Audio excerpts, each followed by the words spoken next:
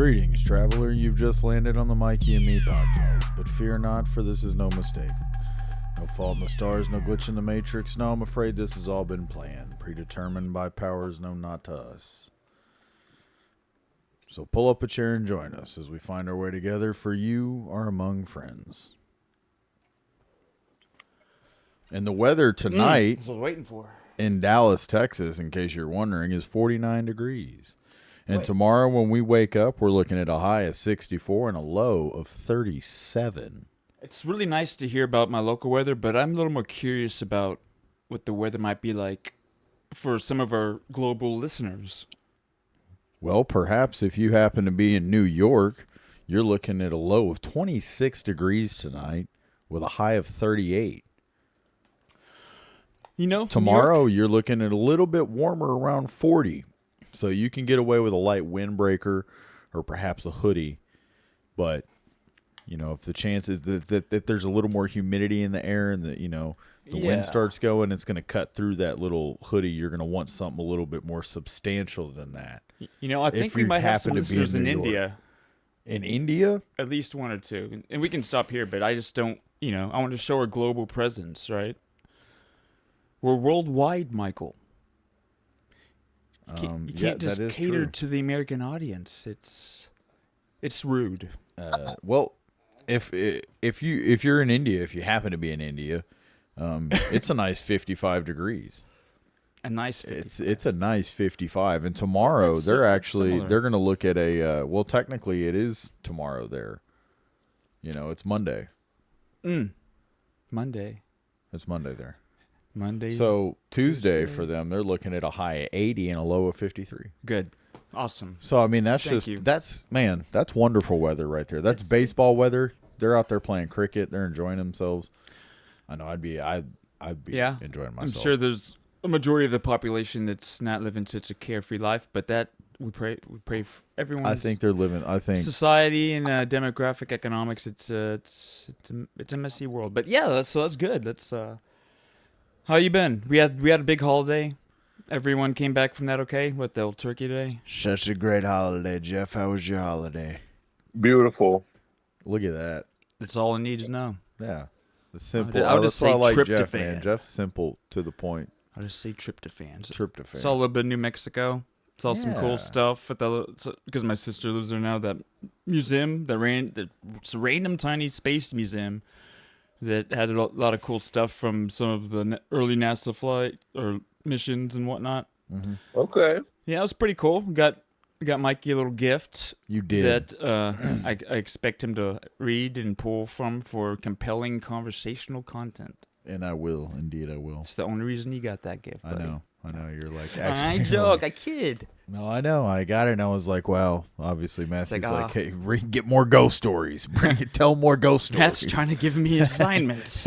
Do gifts now. He's like, here, He gave me the book and a highlighter with it and a notepad, and he was like, here, man, I got you a gift. I was like, okay. So at the end of the week, you can get me some feedback on that. That's cool. A little synopsis. Yeah. Cliff notes. So that was fun. It was a good time.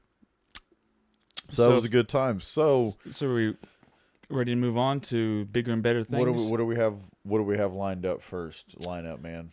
Well, we've kind of departed for a little while, not because we don't care about movies as much, but we want to get back into spending a little bit of time because we love our movies so much. Especially Jeff. Especially Jeff. He's got some space in his heart that's got a little special compartment for love of movies. If there's one thing Jeff has in his heart, it is space, void, emptiness, nothing, dark black abyss.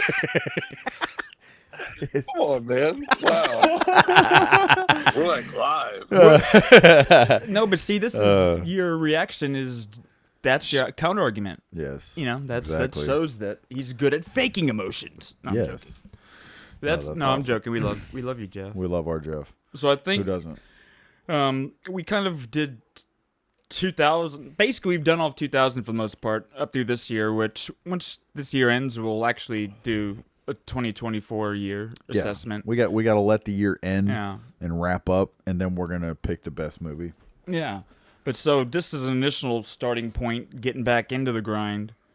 naturally we just picked 1999. Uh-huh. But then at the end of the episode, at least at this point, we'll just do a random selection of, I don't know, 1940 or whatever beginning year, just for the next year that we talk about. Silent film era. That's Yeah. going to be the most highly anticipated. That'll be whatever year we get. It might be homework for each of us to actually find some movies from and watch them. Shit. And for the listener, very strong homework. So 1999, and Jeff, I That's a good believe year. you're a man who has powerful rankings with powerful thought behind him. Mm-hmm. So, if you'd like to go first, We need a lead off, man. We I need would somebody love in the your one strength. hole. I'd love for you to shine and just share. All right. Shine and share, buddy. Be our lead off right now. Come on. 1999 is a much simpler time. Yes.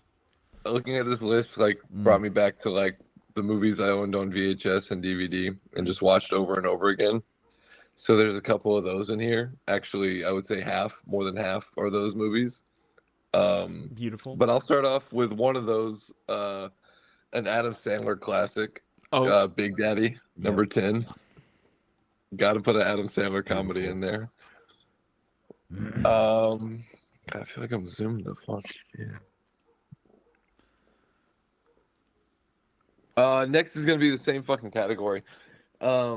Number 9, I would put American Pie, teen classic. Yes. Rite of passage, to be honest, for most kids. It was like the next Porky's, like 20 years later. Like as far as just that high school raunchy coming of age type movie. Right. It was real needed, and that was just flawless execution at the time, really. Number 8 is a cult classic, The Boondock Saints. Ooh. Yes. Yes, Jeff. Yep. What a great movie. That movie's like, We got William Dafoe in there as well. yeah, his character was hilarious in my opinion. Like the way that they embrace that whole role and everything for him, Yeah. and how it was known amongst the other detectives and the way I don't know. Yeah, they It's like accepted the his whole- quirks and weirdness because he's amazing what he does. Yeah. So The Boondock Saints. All right, my next one is going to be another teen classic. That's one of my favorite movies of all time. It's actually in my eyes, the quintessential teen classic for this era. 10 Things I Hate About You. oh wow. Oh, really? Yeah, No, that's okay. good. Again, there's the years That's that a separate great- us. I have to clock that Yeah. for myself because I was at an age where I had zero interest in that PG-13 kind of romantically. Was that the one that's like That Taming was of the Shrew? Or there's this. What? I know there's as far as Shakespeare play that was based on. Yes. Yeah, or something. One of those. Yes. No. You're exactly right. You're exactly right. I'm Like glad the you meeting liked of the Wild Shrew or something like that. Yeah.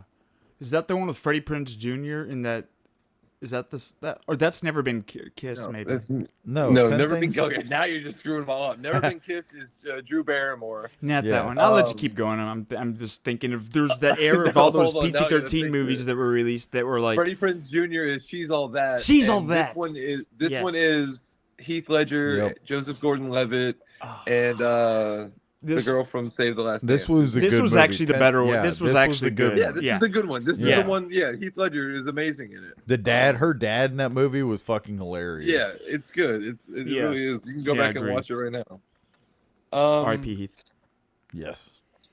Next would be one of my favorite Jim Carrey movies, Man on the Moon. His portrayal of Oh, okay. Andy Kaufman. That's That's gonna be interesting. Yeah, I think Milos Forman or something directed. That was a really good movie. That Oh, that's a soundtrack, good of course, movie. was really good. REM doing. I've Yeah, never the Man on the talked Moon, to you about that original movie. song. That's funny though that you've answered some questions for me. You could. You're like, and I don't need to talk about it now. No, yeah, it's just, yeah. All right. What's the next one? I think we're top 5 territory. Ooh. Oh, We're in the red zone. So yeah, this one is just one of those I can put on at any time and just laugh my balls off to. Eddie Murphy, oh my God, Martin Lawrence, Yes. Life. Okay, Yes. I was about to think it's Yes. Bowfinger, but No. Yeah. Oh, Bowfinger did come out this year. yeah, though. and that's Should we show a trailer for Life? Yes, let's. If Come any, on. If any of them, this All right. one. Yes. Life deserves a trailer. All right, hold on, I gotta move this guy. It's slept on. It's probably on Netflix right now. And Oh, it's yeah. like easily one of the funniest movies on Netflix. It was on. I think it was on Tubi not long ago as well, so it makes its rounds. Oh, Tubi, huh? Tell us about that. I mean, to be honest, it's one of the best streaming platforms available. It's free. You have to deal with some commercials here and there, but I mean, you have access to a plethora of shows and movies And they don't miss. across all genres. And no, Tubi does not miss. To presume that Tubi misses is to I agree. Yeah, we'll take a quick break. we're gonna take a quick Let's do a break. quick break. I think we need to take a quick break for a moment. The wife was video calling, so I got it. This is my We'll be idea. right Let's take a back. break. All right, we're back. Greetings, Sorry traveler, and welcome back to the Mikey and Me podcast, Sorry, where Mr. we President. make the impossible seem possible.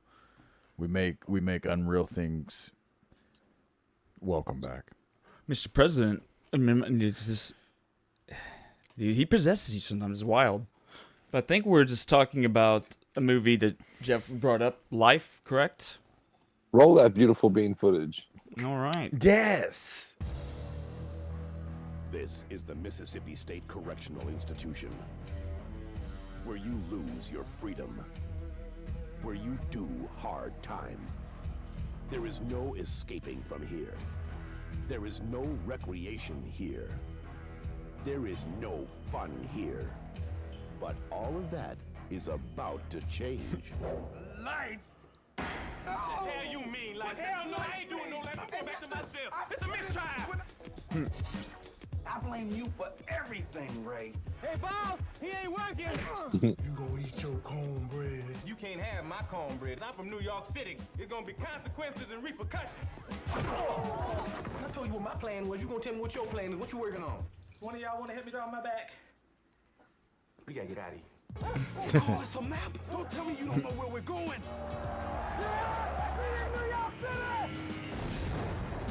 This April,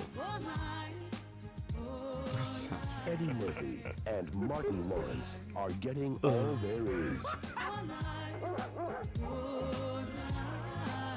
Out of life.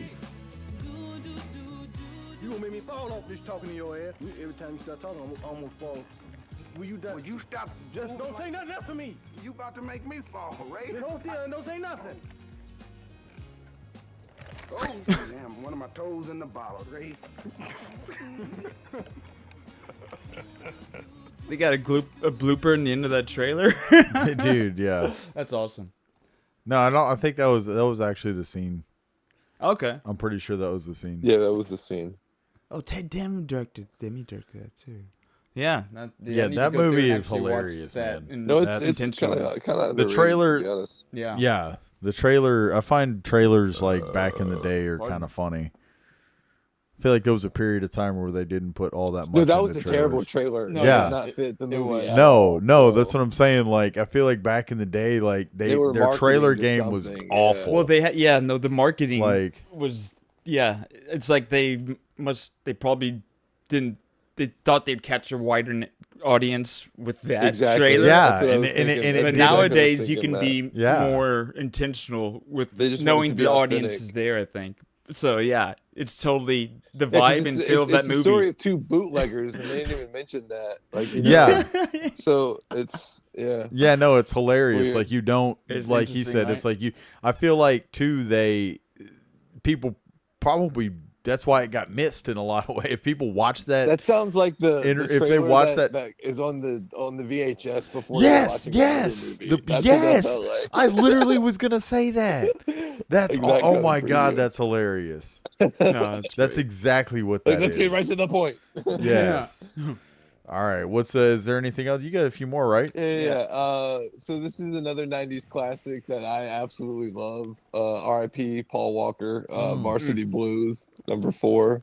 Yes, Billy Bob cried because that Billy Bob's a crier. soft place in my heart. Yeah, we that's a were great fucking movie. kids, Mox. Hell, we were just kids. Yeah, that movie's amazing. It always makes me want to watch Yeah, John Voight though. John Voight is Oh, kind John of Voight, like, dude. yeah, he puts on a hell of a performance. Like James it was kind of like Vanderbeek. one of those things where like you didn't have to go so hard. It was No, MTV, for like, real, dude. like high school movie, and he's just putting in the work. Just when they made fun of it and not another teen movie. Oh, or yeah. just made fun of that character. Coach the says it's coach- okay to football bleed coach. from the ears. Like And that's that the big dude was Billy in both Bob. of them. Same guy. Yeah, Billy Bob, same yeah. guy in both Yeah. movies. That's awesome. And then like my top three. These are like top three like all time Hmm. favorites of mine. Like three different genres too. I would kind of put them in. Number three would be like the dark comedy. This is one of my favorite dark comedies of all time. Office Space. Yes. Mike Judge. Michael Bolton. Yeah, funny thing about that is like in the very beginning, like they actually show the Dallas, like 635 Dallas North Yeah, that's Tollway right. view I forgot in that. the very opening scene. If you like, Because yeah, if Mike you watch Judge that- is from North Texas, so yeah, it's yes, cool and that some they of it's do that. filmed in like I looked it up one time because me and Crane were talking about it. Because some of the like architecture of stuff looked familiar. 'Cause Yeah. after we saw that, we looked it up, and they were saying that like some of it was also filmed in Las Colinas. Okay. And so I know that there's like I think there's some kind of film area over there. So I don't know if that stuff was done in like a studio, for instance, like off of it's Okay, like yeah, I don't Royal know. and Royal and something over there, just east of MacArthur. There's like a street right there where they have some big, I think, filming area. So I don't know if they filmed any there or if they were doing that in Studios the of Las offices. Colinas. Yeah, I totally forgot about that. yeah, that's right there. Yeah, I don't know. That if they're place is still- awesome. I guess they still use them. I don't- think so. I Yeah. mean, Yeah, that's No, cool. that I place wouldn't be is huge. surprised. But yeah, that's a cool. Office Space is definitely a cult classic that I think most of the people I know it's got some funny stuff that we be staying quoting still randomly. Yeah. yeah, it's a great movie. Love it. All right, what's next, Sir Jeff? Number two, and these are like basically a toss up, but these are like two of my like top 5 favorite movies of all time. That's a big word. Number 2 would be The Matrix, and it's very close. Yeah. The movie does it for me. It screams Oh, yeah, 1999 too, so it kind of defines the year as well. One of the most important science fiction movies ever made. I would argue, like you could even say the most important. I mean, especially for our generation. But yeah, good generation-wise, yeah, I Yeah. could easily Yeah. make that case. I remember how big of a deal it was when it came out. Like I it just was, remember it was being a in huge. 8th grade. I remember seeing it in theaters. That was a movie that was big in impact on me wanting to make movies. Really? I just remember seeing that's it cool. with my dad, and at the end, just literally having that moment of kind of questioning reality for a second. Yeah. And just, I couldn't stop thinking about it. First thing the next morning at school, dude, have you seen The Matrix? And like, I just couldn't stop talking about it. Like, Yeah. it was, It's so good, man. that's a It really milestone is. movie in my life. Absolutely. Oh, Yeah. for sure. Like exactly. It's one of those movies you remember exactly where the first time Yep. you saw it. Oh, yeah. Yep. It was, man. And just that Rage Against the Machine come on right at the end, too. And it being like Yes. Rage Against the Machine is just. Dude, yeah. All right. What's Mwah. number 1? I know what number 1 is. You gotta know. If you Can't know talk me, about you know it. number 1. What's You the can't. I can't first talk rule? about it. You don't The talk first rule about is it. You Okay. can't talk about it, Mikey. It's All a Fight right. Club. This Well, has we can't equal talk about power it. and strength in my I own the All right. Fight Club 2 comics. Like Fight I got Club, the T-shirt back there somewhere. Like it's one of my all-time. I quote it constantly, all the time. I have Yeah. Chuck Palahniuk books over there. I've got it. Actually, I've got the book sitting on the bookshelf. Heck yeah. Like it's it's my jam. I'm one of Yeah. those guys. I'm Oh a yeah, snowflake. Fight Club is up there with all those type of memories that You're my equally with jam. Fight Club. It was, I remember the PS2 had come out around the same time, and so the DVD game just Oh, kind of yeah. came into play, and I got from Baby Matthew's dad for Christmas. Yep. I got that Fight Club DVD. It was like the box with the gift. It looked like a present. I don't know if you ever. If you had that. Yeah. Yeah. And just man. It's an amazing movie. Yeah, amazing It movie really with is, and it's amazing one of memories. those. It's better the more times you watch it. Like the Mhm. second time I watched it, it's a dark comedy as well. Oh yeah, and Like with the that's why reveal, like it's like Sixth yeah, Sense, which came out this year it's too. I put it like in the action thriller like category, but it could easily be in the dark comedy space as well. Yeah, Like yeah. like that Honestly, scene, like when you watch it the second time, knowing he's both people, and like the Marla Singer of it all, when he's just yes. like banging her out and Just how treating her like dark she trash, is. like literally like walking out of the room after just like being Brad Pitt to her, and then just like It, treating her like trash. That it was so funny to me the second time. Like yeah, because Jesus, it really, it's almost like it's like Tenet, and you need to watch it again after knowing things, yeah, because then you can actually absorb stuff out of that context in it, and then you can respect it and admire it even more. This is David Fincher masterpiece. yes, It was for sure. David Fincher. Couldn't have been directed by anybody else because they Yeah. did another Chuck Palahniuk Choke. book. Sam Choke. Rockwell. Yeah. Yeah, no, I wasn't a big fan of it. Yeah. Yeah. The book's great, but I didn't like the movie. Sam Rockwell. He's What a guy. homosexual. It was Not first Sam time Rockwell, directing, Chuck too. Palahniuk. Oh, I was like, Is damn. he? Which is fine. No, it's because I know a lot of Fight Club. Yeah. A lot of the message in there just. About But that. it's this Yeah. it's unique social commentary type stuff. No, he's a good writer. All right. So you wanna go next? You want me? All right, I guess I can go next. Okay, go And I next. don't have the ranking order like Sir Jeff, of course. But because I have to leave some off. I'll start with Eyes Wide Shut. Stanley Kubrick's last movie. Yep. The final That's movie, good. yeah, of his life, and then of course career. A lot of people, I don't know, a lot of people probably didn't give it as much of a chance when it came out, and it actually holds this record I just learned recently for the longest like active film shoot in a movie, like of just actual active shooting was, I don't know if it was like 52, like it wasn't 50, it might have been over a year, so, like actual on the set film. Like it was incredibly long. If it wasn't a year, it was really close to it, if not a little more. Yeah. But Eyes Wide Shut, it's one you need to go revisit if you haven't in a long time. It's there's a lot of elements in that movie that really make it interesting. Matrix, of course, we talked about that a bit. Lock, Stock, and Two Smoking Barrels. Oh man. Fuck Oh wow, that's 1999. Hopefully Damn. I was looking at the right year list, but based on the, No, I might not have gone that far down enough to see that one. Yeah, Lock, Stock. Yeah, Guy Ritchie does. That's a great one. Such a good movie. I feel like I that's mean, the one It's a that really steal. got him. It's a steal. Catapulted him. That led to Snatch, and then led to everything else. Mm-hmm. But Lock, Stock, Two Smoking Barrels, and Jason Statham, for everyone that didn't Yeah. realize where he got his start Where he with came Guy from. Ritchie stuff. Yeah, and you recognize a lot of faces kind of interspersed throughout that movie. And then another movie came out there, Go. I don't know if you ever saw this I movie. love that movie. Yeah, Yes. Go. It's it's I don't even know how to. It's one of those outside of genre. It's like just like almost one of those. It's crazy night of this like It's a crazy drug party movie. Yeah, a drug party movie, but yeah, basically just the events that unfold in this night of these young people's lives where they go out and party and like get drugs, and then it just kind of goes off on all these different crazy little plot lines. And it's one of the first roles that Mr. Justified himself has a small part towards the Yeah. end. Timothy Oliphant. Timothy yeah. Oliphant, yeah, Yeah. he's like a drug dealer. But it was a very good movie. You should definitely go revisit that. And see another one, Existence. This is a David Cronenberg movie. Okay. Has Jude Law and I think Jennifer Jason Leigh. It's pretty wild. It deals with some video game that you get people plug into, and it kind of goes nuts off that, and it's just the way he presents, things like that. He does.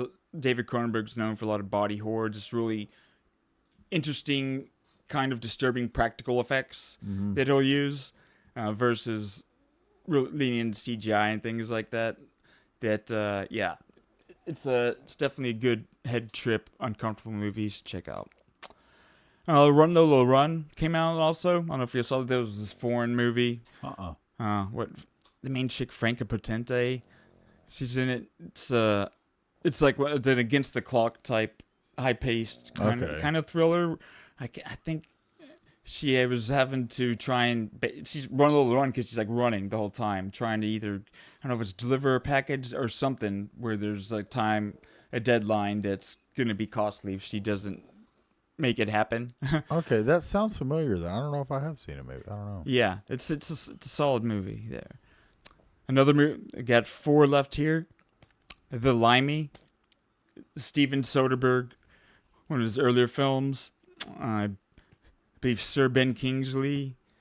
Yeah, he's in there, but he's not the main character. But it is technically it's like this retired mobster who got out of the not mobster. He was a thief. He was a part of this like thief group. Oh, really? And he did well, and he got out, and retired, and left the country, and he's living the good posh life where he's kind of the whole you're never fully out of the game. Yeah. If there's powers that know you're the best at cracking safes, they're gonna find you and they're gonna get you for this job. And it's those kind of this whole dynamic of that, and just the way it's presented in this like kind of low key down to earth level that Steven Soderbergh does. It's really a phenomenal movie. The Limey. You should definitely check it out. Yeah, absolutely. All right, next one we talked about with Jeff there, Fight Club. Fight Club, the club of fighting. Yep, can't go wrong there. Then Nope. my last 2. So I got Being John Malkovich. That's. I thought I was maybe I was like maybe I'm the only one who picks this, and I'm like, dude, but I don't know. Charlie Kaufman wrote the script. Okay. Spike Jonze directed it. Yeah. Such a good movie, dude.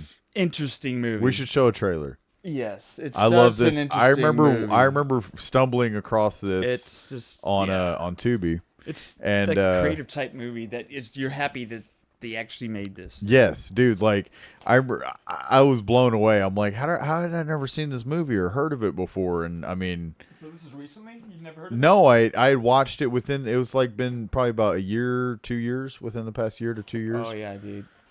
I randomly just like saw it, and yeah, I just randomly stumbled across. I'm like, what is this? And yeah, I love it. Such a good movie. Jeff, have you seen this? Of course. Okay, I figured. Yeah, Jeff's a big John Cusack fan. Big John Cusack guy. Thank you. Welcome to the 7.5 floor of the Merton Plummer Building. My name is Craig Schwartz, and I have an interview with Dr. Lester. Please have a seat, Mr. Juarez. My name is Schwartz. My name is Schwartz. Which of the 2 letters comes first, this one or this one? The symbol on the left is not a letter, sir. Damn you. I don't even know. Dude, the writer, Charlie Kaufman, dudes.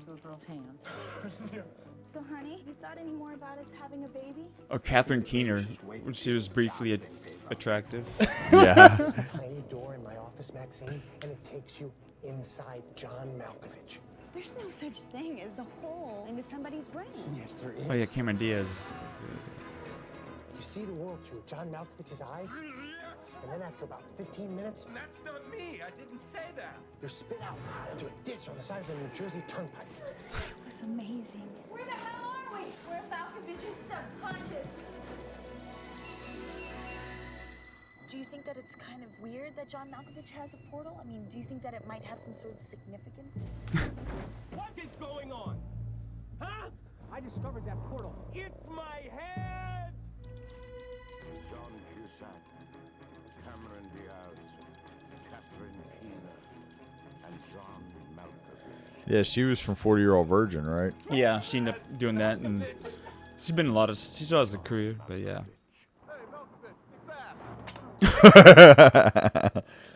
Dude, such a cerebral head trip. Such a great movie. Yeah. Dude, it's such a unique movie. I love it. So, Being John Malkovich. Big John Cusack guy. Oh, yeah. And then the last one, which maybe a search trailer for. Magnolia. Paul Thomas Anderson. Which, he PTA. did. Boogie Nights, his first movie. This was his follow-up to Boogie Nights. He's, done There Will Be Blood. Phantom Thread. He's done a lot of amazing films. They're very long, but I love it, especially as society and culture has kind of shifted to watching shows and series. It always makes me laugh inside whenever someone's like, "Oh, that movie is long," but then they'll sit there and binge like 5 episodes of a show. I'm like, you just watched 6 hours worth of something, and you can't watch a movie. 3-hour movie. Yeah, it's like that's. If anything, you should be more embracing of it. This is funny, but Magnolia, and man, Tom Cruise. This was his best. Probably best shot to date for getting an Academy Award. He got nominated. I think he won the Golden Globe for Best Actor or Supporting Actor because it's an ensemble movie. A lot of different threads really going great on. In this. Yeah, and Philip Seymour Hoffman in there too. But yeah, Tom. Everyone in this movie is R.I.P. Philip. Phenomenal in the different threads inside his life, and the raining frogs. Oh yeah. Yeah, dude. It's a masterpiece for me, and that's how 1999 says goodbye. That's how the cookie crumbles. All right, so we're on the hot seat, Mike. We're gonna power through this. So yeah, I'm gonna go ahead and mention what's already been mentioned that I also agree with. 1, Fight Club, great movie. Everybody clap. 2, Matrix. Clap again. Keep clapping for the Matrix. Yes, Matrix. Wachowski sisters. Number 3, The Green Mile. Clap for the Green Mile. I'm glad you brought this one up. Clap for the Green Mile. I mean, it's a fantastic movie. It's cool because I'm into lore. Michael Clark Duncan. I'm into lore. I'm into folklore. I'm into Stephen crazy King. stories. Sir Thomas stuff Hanks. like that. Yeah. Okay. You know what, Jeff? So is that what you liked about that one? That's what you liked about the movie. Okay. The Sixth Sense. That's a milestone, important movie. It's an important movie. It's an important movie that we're going to talk Sparked about. the Shyamalama Ding Dong.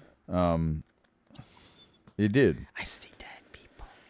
He was dead the whole time. Oh! Sleepy Hollow. Sleepy Hollow. I'm glad. Yes.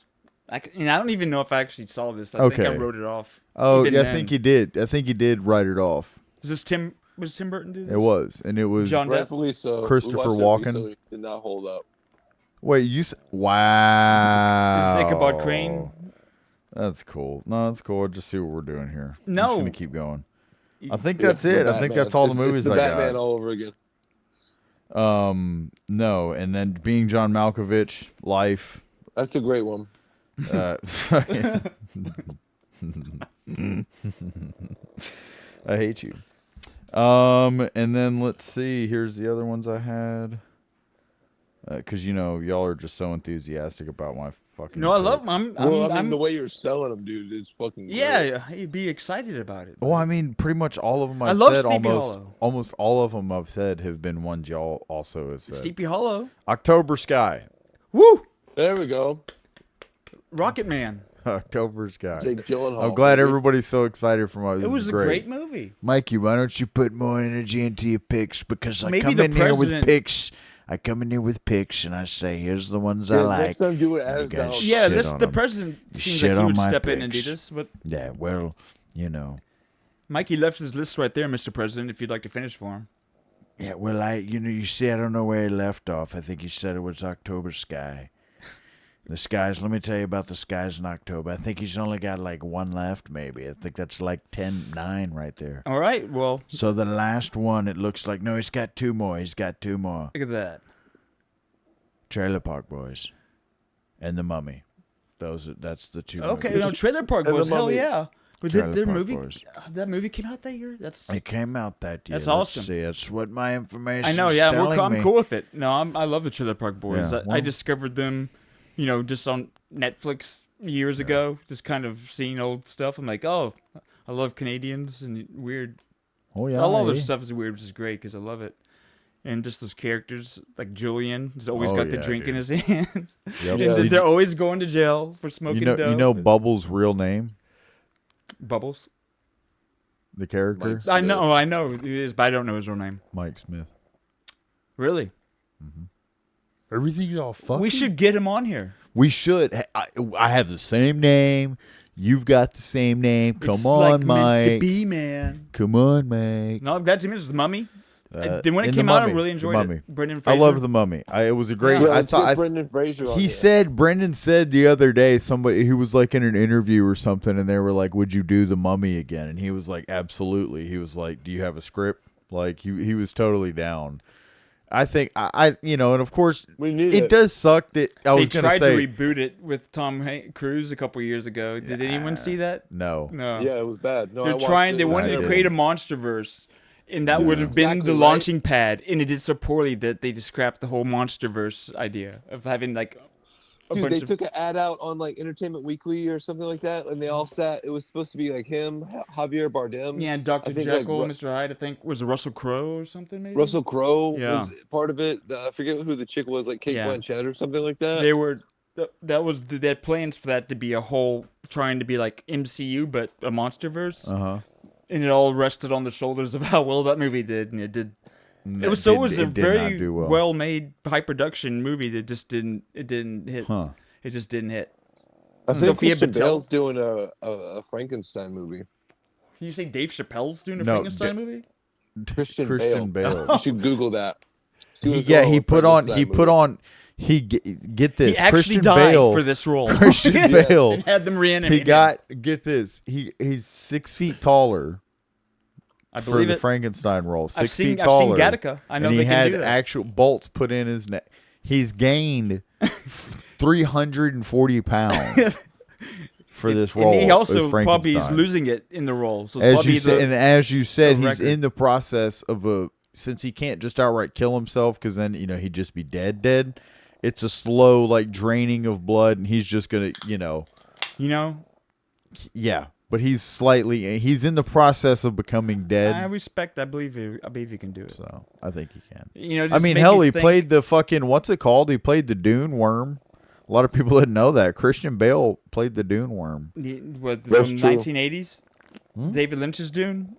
No, the modern he day was the Dune. He sandworm. was the sandworm. Yeah, he was the maker. He put on all that weight and he Yeah, played that he could sandworm. not. There's not a shed of human resemblance in that in that thing. I tell you, that's acting. Yeah, it is, man. That That's is acting. acting. That's acting at And the that's highest level. 1999. That's 99. We just partied like it's 99. Yep. So Jeff, you keep proceed pushing through with us here? And keep you along for the ride? Oh, what? No, Okay. so yeah, we're done with that segment. We're about to Talking get the into movies. some We're weird about shit. to get into. I didn't know what's what your next. schedule looked like, Yeah. and I'm saying we're about to You along for continue the ride? on. Hell yeah, he's I here. expect him to be here. Okay, I don't. alright. At this point, I expect unless if you have to go, it's cool. But I expect that I he's did- gonna stick around. Hold on. Hold on. Well, this is kind of like when you He's kept checking. asking your He's girlfriend, checking. "Are you gonna leave? Are you gonna leave?" It's like, "Well, do you want me to leave now?" It's like, "No, I just know you're going to, so I'm just wondering because I can't. It's a weird thing. I understand it fully because I'll do the same thing." That to say, so next to. Oh wait. You So guys need the screen space. no, we don't need. No, you're No, perfectly actually, fine. if you went away, can there'd stay be an here. emptiness there, literally. Oh, with the new setup. So, did you want to? I kind of figure. It's been a year. Oh, he's going there. It's been a year, and it Wow. went past, and we just skipped past it, and we didn't do anything. We didn't even realize. Didn't even realize it. I got to looking, and our very first episode of the podcast was November 16th of last year, and we've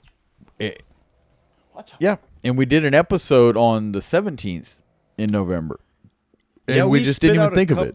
In the quickness, there, We didn't even we? think of it that hey, we need to stop and look around because we've been doing this What's for a going year. on? And I don't even know what to think. we had anticipated initially when we first thought of like, okay, if we do this for a year, the 1 year episode could be cool. We can come up with cool stuff that we could look at and put together and make a cool episode for y'all and spend a lot of time on it Yes. and really give you guys Well something thought cool. and planned. And we didn't do any of that. Eeks. And so now, Shame on us. So now I think what I got we're going to do excited. is pretty much go back to just our videos that we've uploaded and just kind of skim through and look how the production overall has evolved. Yeah. So let's see. Because I've made segment things for each one, so I could. I just clicked videos and then scrolled all the way down. Well, yeah, but I'm just saying like the fact like that I a actually best went of out of the my way to worst. create these I see choice what you segments did. season 1. Yeah. That's a place to start, right? That's a place to start. It's where I literally That's just- one way of doing it. It's the better way to That's do it. one way of doing it. Yeah, so Let's look at it. Everybody, and now, without further ado, we will now Wait, listen no, to hold a, on, hold a on. 39-minute episode. yeah, hold on. We're not going to listen to the whole thing. Yeah, So, we are. Mikey Me season, where's my choices segments? Mm. I get it. I like my method better. I Okay, think I so- would've already... Choices segments season 1. So we had.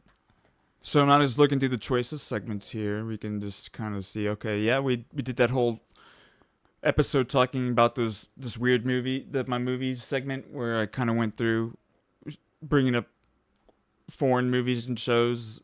We talked about Enter the Void, Hard to Be God. Yeah, but let's see. See, I didn't have too many there. All right, Mike. So you want me to start the first episode and start playing it? Is that what you want me to do? No. I was just gonna say you could at least look at it compared to Yeah, we here we don't go. have to play we don't have to play the audio. Audio can be Look at that. muted. Phenomenal. No. Look at that. Just in a corner. Matt had a mustache. Look at the lighting. Yeah, we can't do Look at that lighting. I mean, amazing. perfectly right now. Yeah, we can't do anything. The lighting. And we've. Through all of the traffic. I don't know how we managed to get worse like that, from like this. my- Yep. But that's what we were It's doing. just- Talking about the car horns. Oh yeah. We had stuff that matters. Car horns, crying. Crying. Insurance. We talked a bit about insurance. Insurance. And then loss. Talk about loss, change motivation, and that was episode number 1. Crying. Crying. We did talk about crying a fair bit. Should we, now that it's been a year since that episode, should we cry? We can cry. What you guys talk about crying for? I don't know. I don't remember. I can't remember what the. Well, Yeah, I think I made a joke You'll have casually to go about watch crying, the episode. but then we just kind of started talking about crying a Yeah. little bit. We did not plan a single thing other than he was actually going to show up. Yeah. We're like, oh, he's actually going to show up. Okay, cool. And He showed up. we just like, okay, we'll just start talking, and that's what we did. Right. And you can see that what I still love about the theme that we've kept going is that we still don't plan. That we didn't plan on that first episode, and we haven't planned to have a better thing for this here. But we know that you guys love us. Yeah. So season And, 1 was good. Let's take another look at how much. Yeah. We can go to season 2. Just kind Season 2. Let's see what season 2 looks like. See, I did that premiere where it was kind of, and I did intentionally obnoxious, like where you're dancing, and it was like the whole Just song. so you know, he's like. Oh no, it was the finale of the last one. That's It's a what good I'm song, thinking. by the way. Yeah, no, I'm thinking of when I had that song playing, and I had that footage Oh, of you yes, dancing, yes. and it just kept repeating for like the whole song. Yes. Stephanie's like, it's kind of long. I'm like, yes. Yes. If you actually get there, it's like it's a joke that's gonna turn people away. This for myself. Wait, hang on. Over there on the far right, the guy with the thing to the right. Over. What is it? He's got his finger over his eye. Oh, he's doing "Be Seeing You," huh? Bizang. Yeah. So yeah, that's season 2 is. Let's see.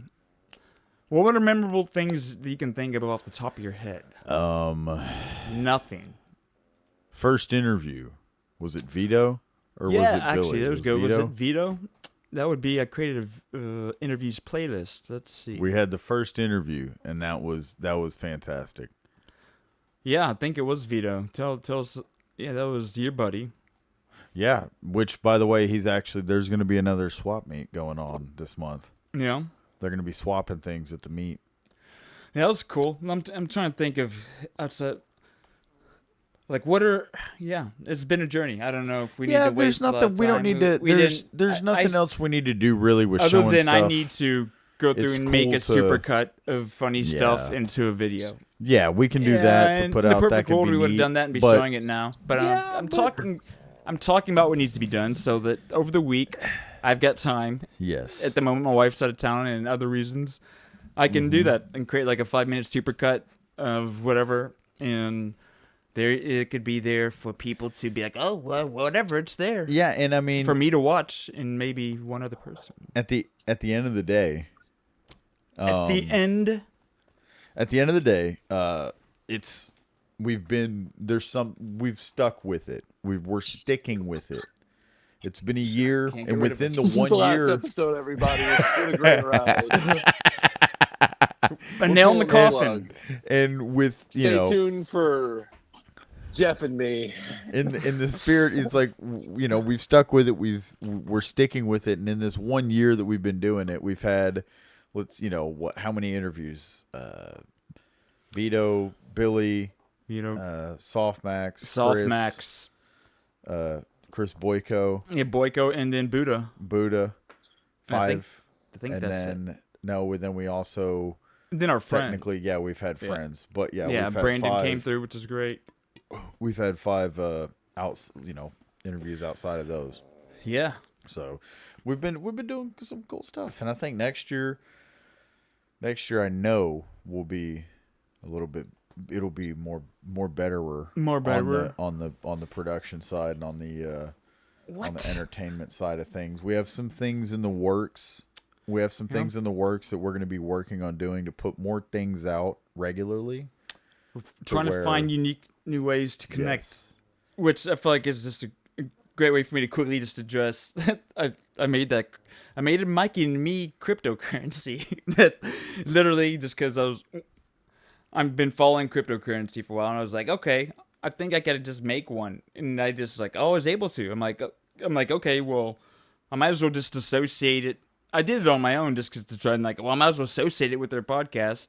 Yeah. And just to, if anyone actually gets into it, it's just people create Patreons to do all sorts of things. It's not like we're trying to get money from people that they're worth nothing. And it's just if you actually just post and interact with us, we would engage in. We'd love for you to. If you had ideas for things you want us to talk about without a cryptocurrency whatsoever, then you could post and we talk about it. But then I'm like, okay, well, there's an ecosystem to where if anyone who gets into it because of crypto, just because they found out about the coin, I'm just trying to cast a wide net into where if people actually get into it, yeah, there will be unique things and stuff that we'll offer and have exclusive content and that sort of thing. Because people do it with Patreon, it's like, well, this is honestly less. You could get 1 million of our tokens for like a penny, maybe. Like it's honestly just it was just like a fan club thing, and whatever it does, which probably nothing, which is fine. It was just fun. It was a fun project, and we're going to the fucking moon, you guys. Yeah. And so I just it's about to rip. Because I've what's the name of this coin, and where can people find it? MAME. So it's I figured Mikey and me. So it's this MAME token, MAME coin. So it's this MAME is the symbol. Wow, and it's not a meme coin.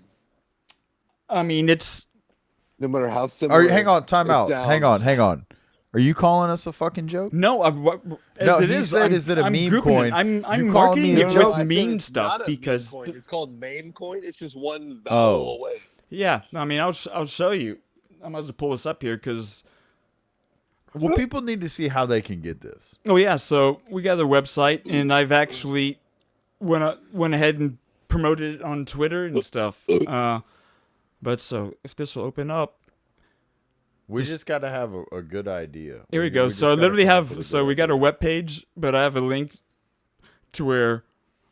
Boom! It's I don't know our webpage loads so slowly. People are gonna get lost. Yeah, I was gonna say people are in it. They're out. Boom! MAME token universe, right?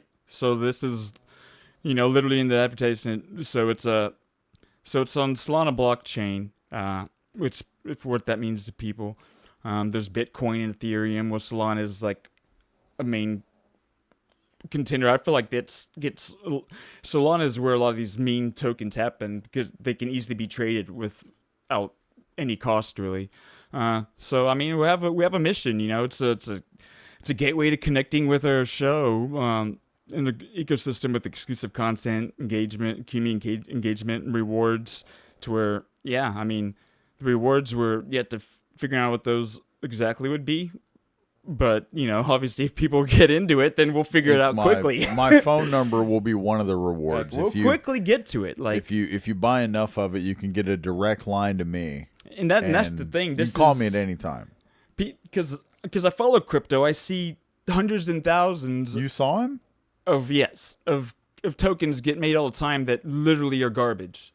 Man. They have less of a website, any explanation, but people just buying these meme coins because speculation and garbage. Well, if anyone actually gets into this, we're humans behind it, and we'll engage with you. That's how much MAME coin is in existence? Yeah, so, and that's the whole, so I start out with an amount, and that's all that'll ever be made. So I made like 5.7 billion of them. And, you know, that's all that's ever going to be made. And basically... You don't think we should have gone with a lower number? If you follow crypto a lot and that sort of thing, I went with like a standard average of... Some have larger, because it makes the individual tokens cheaper, so people aren't getting fractions of a token. If I did a smaller number, it'd be like Bitcoin. Oh, I got 0.2 Mikey and Me coin. It's cooler to have 50,000 of them, you know? I gotcha. Now, see, I'm learning. Yes. Thank you. Yeah, but there won't be any more made, and I would say 90% of them are getting distributed out one way or the other. Like, I'll be doing airdrops. I've airdropped a bunch, which is basically just... I was able to get a bunch of contract people's wallet addresses and just... Because I was able to take a snapshot. There's sites to where, like, okay, if you want to see everyone that's bought this token that exists, there's a fee service you can get to where you can just get a list of all the addresses that have made a transaction for any token.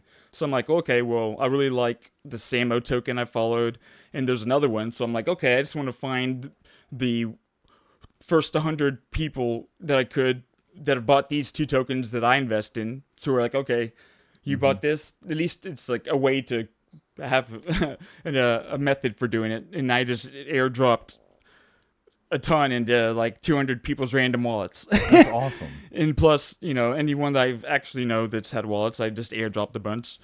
But now, like, I'll definitely be doing a promotion thing that'll probably be on Twitter, to where the first 100 people that just drop their Solana address, I'll airdrop probably a couple million tokens. I have to see. We got 500 billion, so it's the thing. It's free. It's nothing, and it's just something to have. I mean, so look at that. Knows? Within a year, we've done a bunch of interviews. We have a crypto coin. Yeah, I mean that's the thing. I can't think of any other podcast that's done it. I know that if a large podcast could, and I was thinking, Joe Rogan, if they did it, or large existing brand, it would be frowned upon, I think. And they'd be copying us. But I think it would be frowned upon. Even though they'll have Patreons, even though they'll have subscribers where they literally take money. What you should think do it might is be frowned look upon into, if they did you it should crypto. look into see if there's any other podcast who's done it, and if not, I like not knowing. I'm already saying that we are the first people. I already say that we're the first. Do? Yeah. Oh, I love it. We're the first ones. As far as I know, first person to do it. Like to have a podcast that has an ecosystem designed to interact with cryptocurrency. Wow. And there might be another one, but I didn't know off the top of my head, so I'm hoping there's not. Look at that. That's incredible. Yeah, and so there's that. And so there's the... Go ahead. Yeah, and to move from the segment that I had for us, it's tied to the world of crypto, so it makes sense if you want... Move into it. Just to move into that. So talking about crypto and meme coins and that sort of thing, there's been in the last couple months, since the president got elected, a huge boom, a huge just explosion of meme coin investing and just madness. Yeah. And there's this site that came about, called Pump.Fun, that was actually a site that made it so easy to make. Just make one. Like we could actually just casually do it right now, and it costs nothing. I actually made a potato one the other day. PumpFun. So it's the site that called PumpFun. It's literally called PumpFun because it's pumping a coin, like pump and dump. And so literally people get on here and they're just like making coins. To start a new coin, you just literally have a name, come up with a ticker, description, drop an image, and if you have your like Solana wallet hooked up to it, it's like maybe $20 or something. And then there's this whole system to where, okay, if it actually starts taking off, they have the system behind it to actually. It's a really cool thing they did, but they gamified it so much.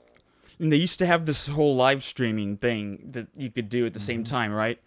And so obviously what happened is the darkest side of humanity showed its face, where people would create a token, and then try and get people to buy it, they would be live streaming like, and I'll go to some articles, but like there'd be a guy with a video wearing a mask in a cage saying, if I get to this $50,000, I'll drink my piss. If I get to like $100,000, I'll, and that's like the mildest version. It got so bad, so I'll just go and, I'll just go and get to some of the articles to where within the last couple weeks they had to basically stop their live streaming ability just because of some of the stuff that was happening. Yeah. So let's see. So in like early 2024, it was PumpFun was the decentralized platform for creating these tokens. So it was probably around in November 18th, 2024, as PumpFun experienced a surge in popularity, recording all-time high daily revenue of almost 15 million.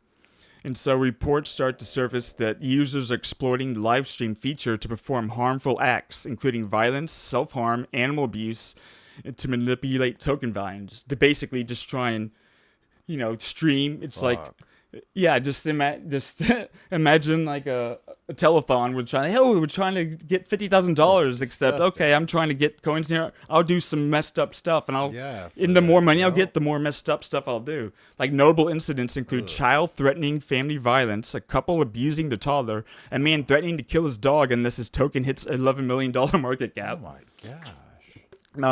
The safety project manager of Pudgy Penguins reports a user threatening suicide on a PumpFun live stream. Other users reported instances of individuals threatening gun violence and school shootings. So these incidents, naturally, I hope, had outraging condemnation on social media. Because, cryptocurrency, the nature of it is to be decentralized and autonomous. Yeah. So it's kind of like, it's cool. It's like, they were able to set up something, but this kind of just showed, and there's a lot of funny Twitter posts, people be like, okay, it's like something cool like this happens, and this is what people do. It just shows you the dark side that people can. So there's in like 2 or 3 weeks ago, they took the live streaming off, and after that, PumpFun experiences 74% drop in revenue, falling down to 3.75 million. So it's pretty crazy.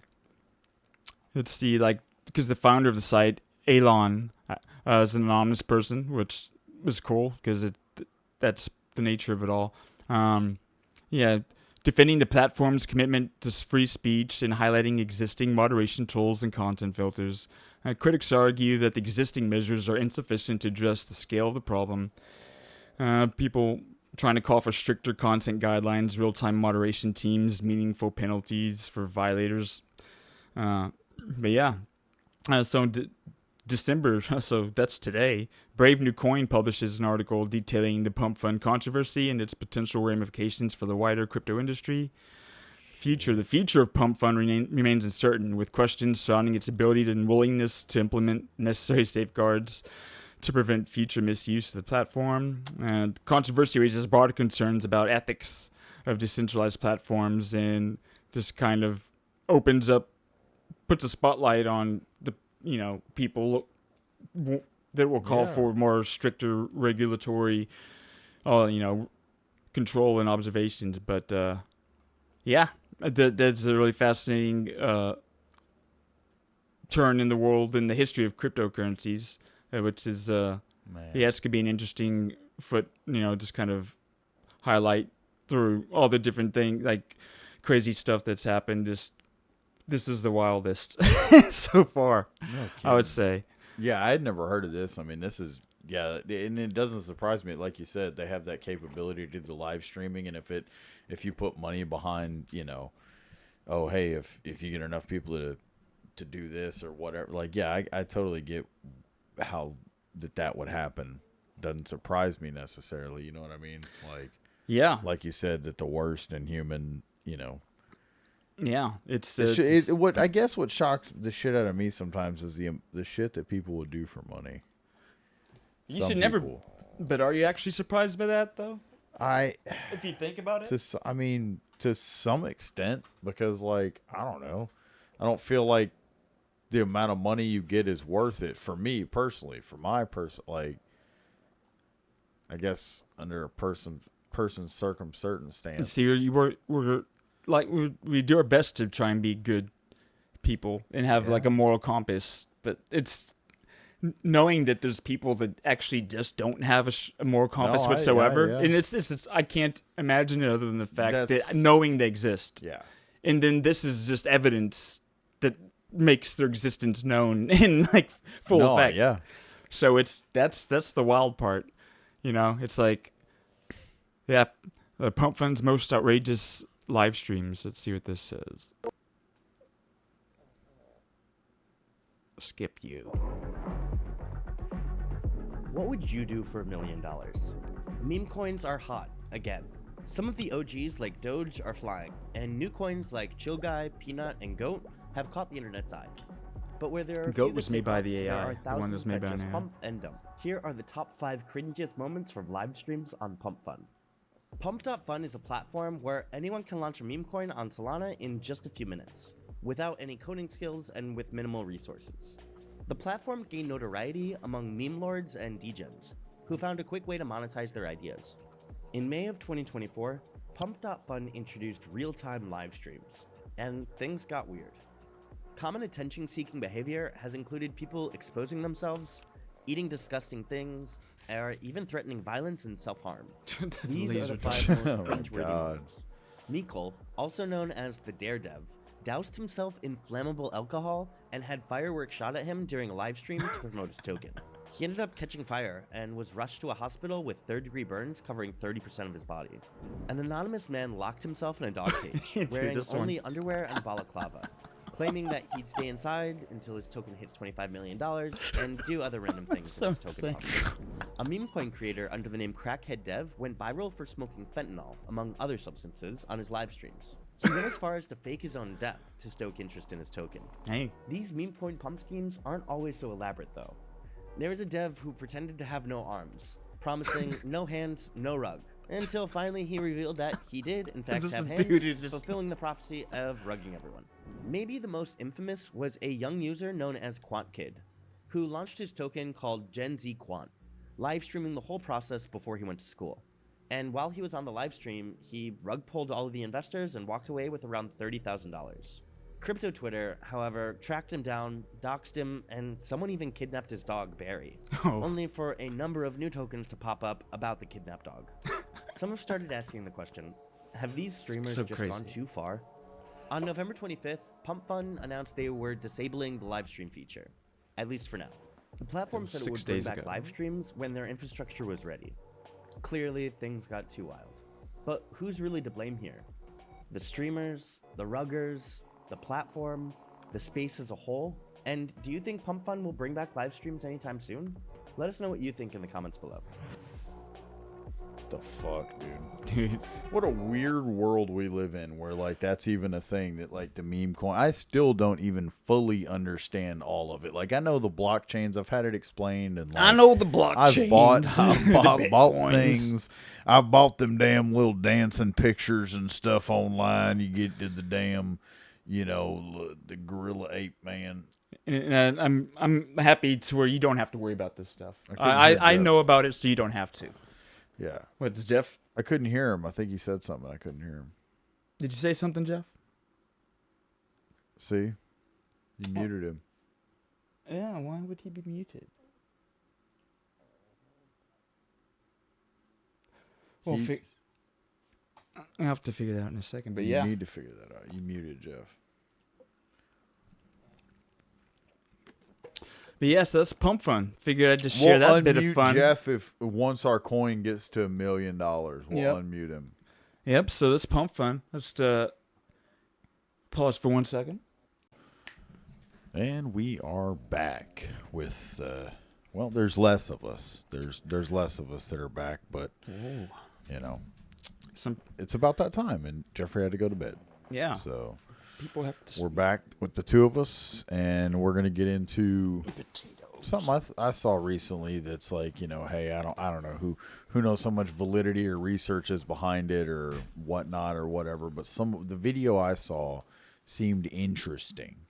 And so I shared it for Matt to be able to share, and it's something to have to do with like memory of water. Yeah. Something like that, So, or water intelligence. Yeah, so I guess I'll potato. I love you, but I have to ask you to Matthew move. has not seen this video. He doesn't know what he's watching. Nope. And I'm gonna refrain from any initial reaction. Introduce you to the idea of water as an intelligent designer. Here I exposed water to my friend's photo, removed and froze using a special method, and it designed her face. I showed the ice result to the water, and it designed a negative of her face. I briefly placed my thumb in the water and then froze it, and water designed a thumb with a chip in the nail. I chipped my nail in exactly the same place 3 hours later. Here I used a conceptual word of ego. It's a word I have no visual for, which removes any mental projection, and water designed a person with big shoulders, a small face, and a giant balloon head. I used the word milk as an influence, and water designed a breast. I wasn't thinking of human milk, so this was a surprise. You notice that the ice designs are not photocopies of the influence, but more of an interpretation, and to me, this is clear display of some kind of awareness. I honestly don't think we know what water really is yet. I'd like to introduce you to the idea of water as an intelligent design. Yeah, that's nuts. Yeah. I mean, cool. Like it's. Yeah, you can look into it further. I don't know. That's about all I saw on it. Was just, and I've seen a few other videos of it as well, like of them, people freezing images or whatnot on, you know, like exposing images to water and then freezing the water and the water coming back with, you know, and some of that stuff was very, I mean, it looked. No, she's talking about the water creating an image of something like a finger, what looked like her fingernail being chipped, but that hadn't happened yet. Yeah. So it was like 3 hours later, she said it happened. Her fingernail got chipped in that same spot. So yeah, she just put her thumb in the water and then pulled it out, froze the water. And then 3 hours later, it's like there was a chip in the same spot. There was a chip on the thumb in the water. So, and that immediately makes me think of time is a non-linear thing. Yeah, so here's okay. So then wait. If you want to get all right. You saying that it's kind of funny how these stupid little videos can sometimes, you know, right? Because like of all the crazy things like that, you know, casually dropping that the thing basically told the future, at least from our perspective, like something that hadn't happened yet. It replicated the state of something that when she did it wasn't in that state. Like she didn't have the chip on her nail. Yeah. So hang on. No. I gotta find. That's incredibly fascinating. A friend of mine just sent me this the other day. I think he did at least.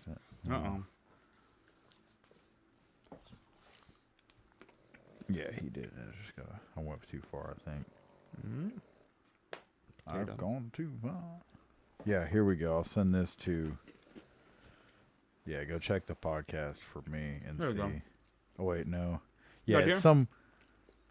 It's some weird. And I'm not If saying. water holds I'm energetic not memory, saying. why Yeah. are we not using water as a don't know what the conductor fuck. to manifest in our daily shower or bath? And also, water is said to reach every cell and subatomic particle in our body, including our DNA. Like, why are we not using our daily shower or bath or even drinking water to manifest our desired reality? You need to start doing this. You want to learn more about why water is a conductor of memory and energetic frequency? You can look up Dr. Masaru Emoto, but I'm not going to give you a 20-minute explanation because you don't need it. This is how you're going to quantum jump and align to your desired reality using water. When you get into the shower and begin to relax, your brainwaves begin to slow down into what's known as alpha. Alpha is like the gateway to your subconscious mind.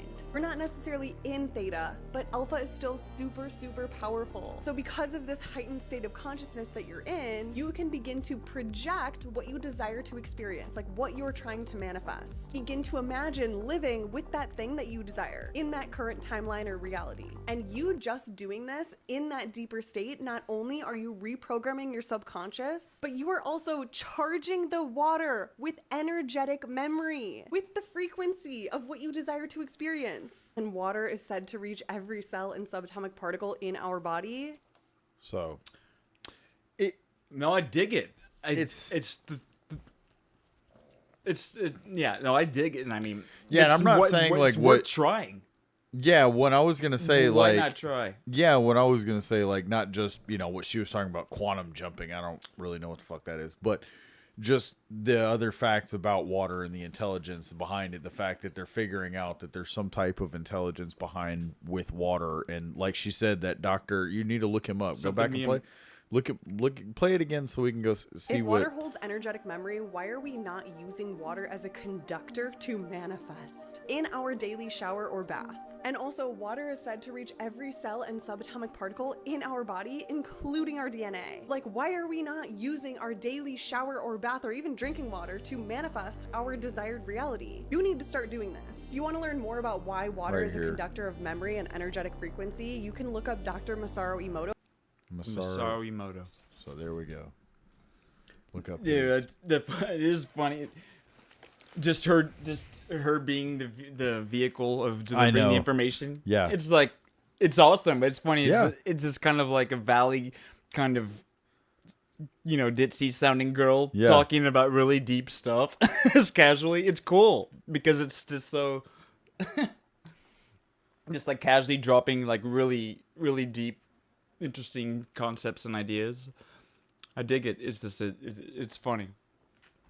So, yeah, it says Masaru Emoto was a Japanese businessman, author, and pseudoscientist who claimed that human consciousness could affect the molecular structure of water. His 2004 book, The Hidden Messages in Water, was a New York Times bestseller. So let's see, because I was just pulling up top videos here. So here's when the rice experiment shows water has feelings. Yeah, that's interesting. I've seen a lot of that where they put rice and water, and they say bad words to it. They're like, you're worthless, you're disgusting. And then they have one that they're like, you're amazing and you're lovely and you're beautiful. And the one that they say good things to lasts longer and doesn't rot, but the one that like they say bad shit to always rots in no time. It like goes away. It's It's like with plants. Like they do that with plants as well. Yep. Same They've done it with fruit, plant. Like they do it, and it's proven almost all of them. They see that every time. The interesting thing about this, because I didn't know it went as deep to the level of water, but the connecting thread and all those things is water is the composition of with all of these them. things. Yes, water is the lifeblood of all these things. Mm-hmm. So if it's like, okay, that effect happening to the plants theoretically could be because it's happening to the water, the power that because the water if it's happening to the water on its own and just basically water in the cleanest form, in its pure sense, element, yeah. Does that make no? It sense? makes 100%. Yes, I know exactly. I see exactly what you're saying because it's an isolated element all by itself. Nothing, it's like the purest, like most natural. Yeah. And then it's healthiest like element, made of water, like everything, everything life like on Earth, all of life, pretty much, right? Yeah, contains it and needs it. So it is fascinating because it really, if just going on, and going forward thinking with the mindset of accepting like that these things are true, Possible, yeah. just true enough to where that it's a possibility at least. Yeah, to where knowing, okay, yeah, we're made of water, and then of the whole idea of positive thinking and manifestation and all that stuff. It's for me, it's like a bridge to a science of it. Yeah, actually, to it no longer being like a quote pseudoscience. Yeah, and that's the thing that I think is interesting about like where it is. There's so many things I think that are technically you can't. They're hard to prove with science, and but they happen, and you can't deny it. And it's like almost like the out of body experience stuff. Which I heard that recently. Some of that, like, it was more proven more recently. I don't know. Yeah, I could look into it later. Yeah. I heard that's what my friend said because he knew that I've talked about it before, and he was saying that apparently something not long ago was more or less confirmed that it is possible for people to astral project two people in different locations to do that, like to be able to communicate or talk to each other or something. Yeah. But so which one of these do you think I should? I don't know. Or you could see where his research led. I mean, you could either watch a video or let's see what's the one. Here's like one that's a minute long, just so it kind of gives more people of a. Yeah, this is another chick talking about her stuff. Go back. Let's see. Either. Here's a 2-minute one. This one might. Yeah, water. Yeah, let's see this. This looks.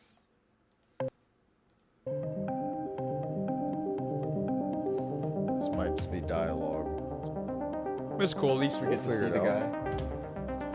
Masaru Emoto studied molecular structure of water.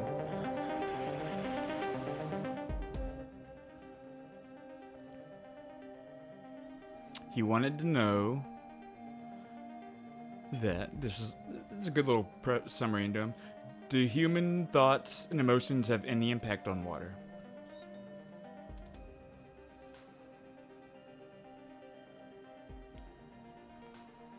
When water molecules were exposed to different emotions,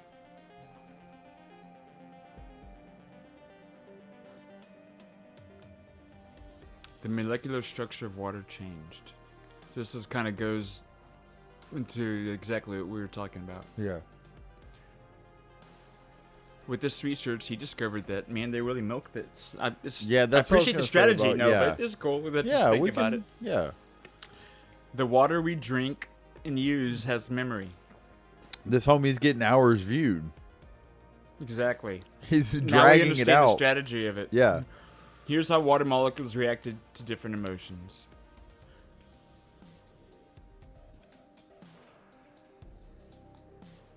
Yeah, because he could have pumped this out way faster. Oh, yeah. Love and gratitude.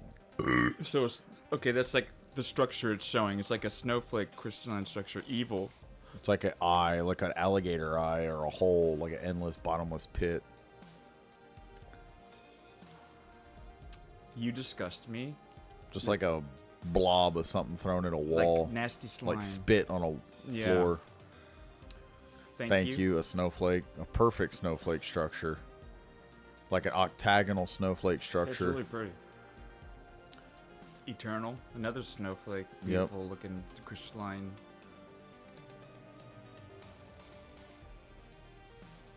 Peace. Another snowflake.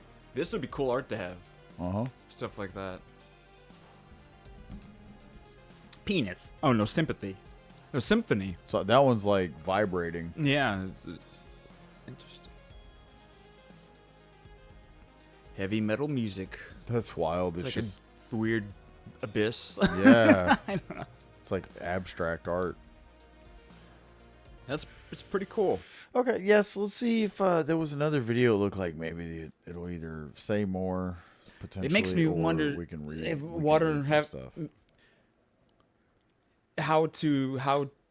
So it's like thinking if any water you drink, if it contains memories, if the water you drink could potentially have negative energy put into it.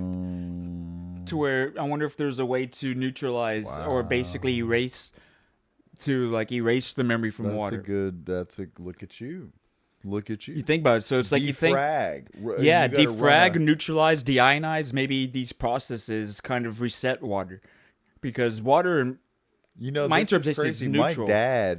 My dad had what was called, and this is so he worked with a guy this water filtration business years ago, and there was one of these things that he had that was called, and I think he still has it, but it was this like glass rod with like, I don't know if it was sand and carbon or something, but it was a glass rod, and it was called like a what was it? An activator rod. Okay. And he would put it in like the jugs of water, and it's like you're supposed to put it in there for X amount of time, and then you pull it out, and it's like activate the, molecules in the water or something.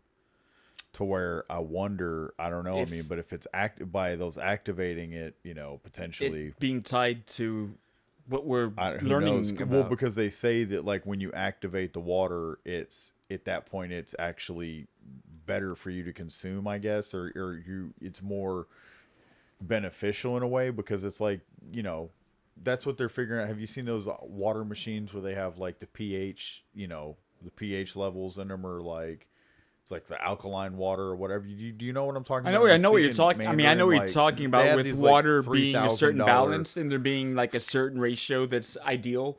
And not all water's that way. Yeah, I think most by water default we that you drink get like is tap like, water, whatever. That's not gonna have that pH balance. That's more aligned with, I think, our natural pH balance. Yeah. And it's like what you need, and like when you drink that type of water, how it. So I think that's what like the activator rod was in theory supposed to be doing, to where it's taking this normal water and making it to where adjusting the pH balance, making it to where it's almost like, Yeah, that makes sense. Adjusting the balance of it somehow. I don't know how they work. You type in. I do want to look that, but I want to show this first, because just talking about water, whether you buy into this or not, or think it or not, it is fine. But if you think it's okay, maybe a possibility, there's a reason to never. I never was gonna drink this drink, and because it's just like a product taking water in this. I saw just making money off bottling water more fancy, Liquid Death. Oh, what? It's like, it's a water. Yeah, and Travis Barker, I know, is one of the founders of it. Blink-182, the drummer and all that. And they're in like cans and stuff, but it's water. It's literally just marketing and created a new thing for water. But I didn't know they went crazy with creating the. Maybe they were doing it thinking of lore, I don't know, but to create some, story behind it. Because Stephanie showed me this, and she's like, never drink this water. I'm like, I wasn't ever going to drink it, but now I won't ever accidentally drink it. Because they did this literally whole thing where they got actual witches to do like chants and do what they said to like be summoning demons to go into the water. Who did? Liquid Death. They literally did that to their own product. They got witches? I'm about to show you a video. It was like a marketing thing. A real witch, summoning demons and trapping them inside cans of water. Inside this very warehouse sits the entire inventory of Liquid Death mountain water. Each can is about to be infused with real demons by a real witch.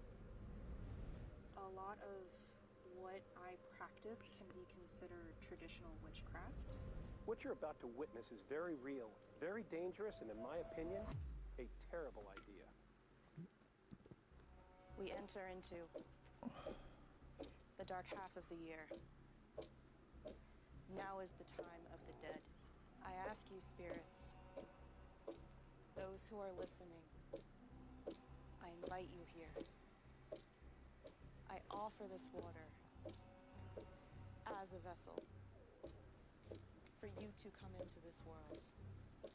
When the cans are opened, you are released. I welcome you. Now is the time of the dead. Demon-infused liquid death. If you drink it, will you become possessed? What the fuck? Yeah, dude. So it's like, they probably like, we're doing a cool, weird marketing thing, really going hard into the evil. But that's not a risk I'd be willing to take. Well, and that's when I was going to say that's not a risk I'm willing to take. So there's something I've heard about when it comes to the whole thought of like the, like evil people running the world and, them being Satanist or whatever, stuff like that. Is that they believe in what's something that's called like karmic retribution. Yeah, I'm familiar with that. And so with that in mind, if they believe in karmic retribution, then like if they're pretty much what they're doing, they're telling you this is what it is, so that there's no bad. They're covering harm their that can butt. come.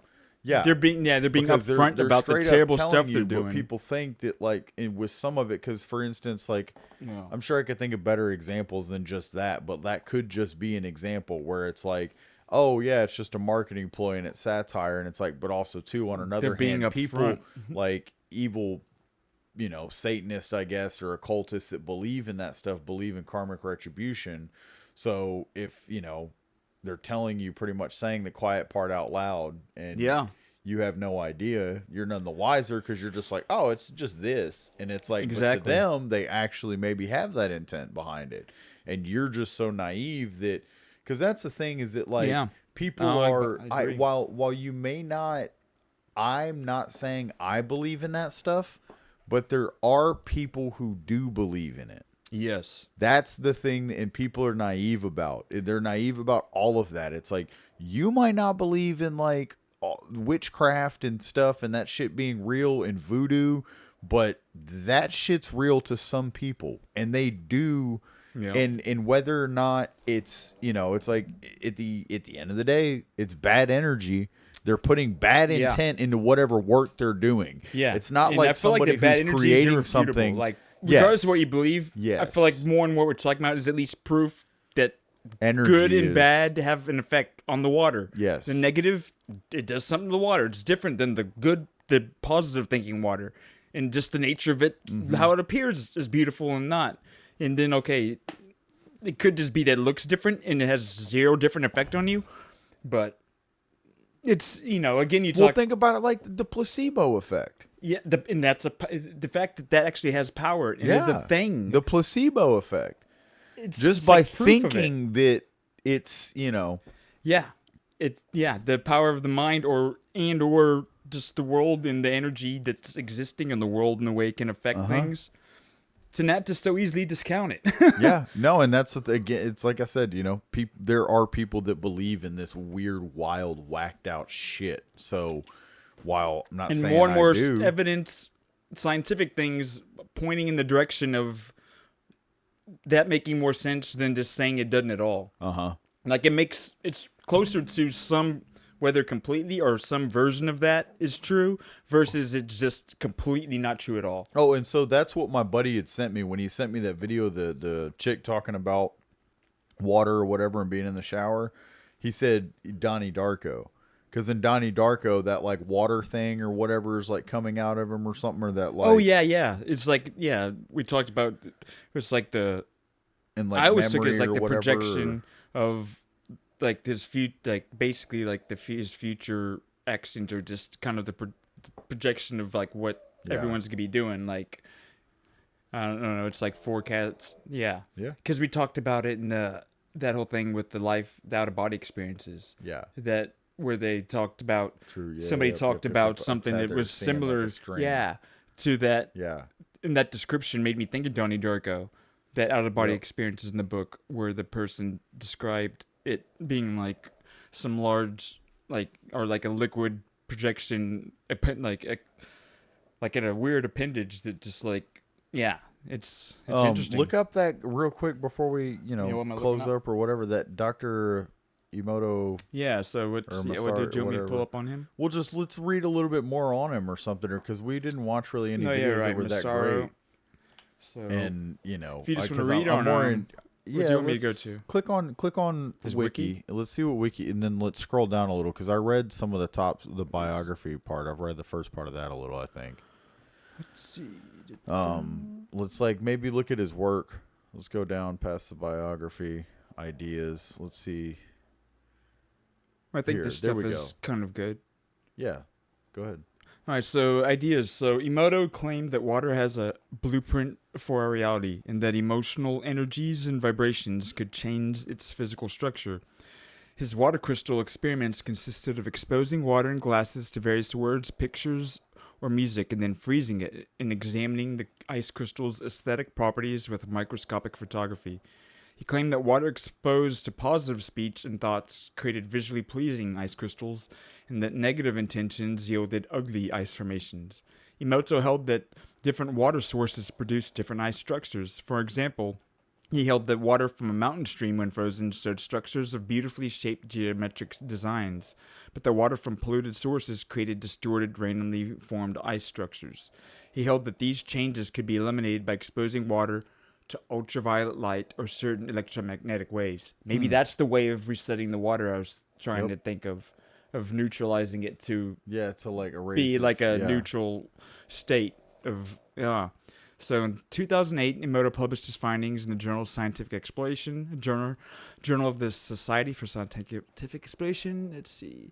It's been criticized for catering to fringe science, which of course things would be criticized. Yeah, Fringe, it's different. Yeah, fringe science, but it has to exist. So yeah, because they don't want you to find out some shit that they didn't realize. Yeah, and it's so funny. It's just a closed-minded thing. Gatekeeping. He co-conducted and co-authorized works, and let's see. So he's done a lot here. A lot of them have criticized him for insufficient experimental controls and for not sharing enough details of experiments with the scientific community. He's also been criticized for designing experiments in ways that permit manipulation or human error. Let's see. I mean, the experiments he's trying to do are so just freezing water and taking pictures of it. Yeah, I mean, I get why they would say those things. Like, it didn't make me discount anything he's doing. Writing about his ideas in the Skeptical Inquirer physician concluded that it was hard to see how anyone could mistake it for science. In 2003, James Randi published an invitation on his website offering Emoto to take the $1 million paranormal challenge. Have you heard about this? The $1 million paranormal challenge? Yeah. Oh, wait. Who is it? James Randi. Yeah.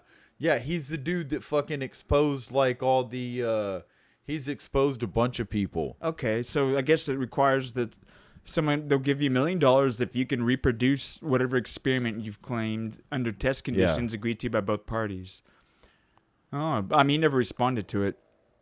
But I want to learn more about this. No, type in James Randi. There's a video. But yeah, of Peter let's make sure that Popoff. there's anything else we want to say about this guy. Nah, we can go to James Randi real quick now. You go to him or the $1 million thing? Yeah, go to Randi. just James It'll lead Randi, to this. Peter Popoff.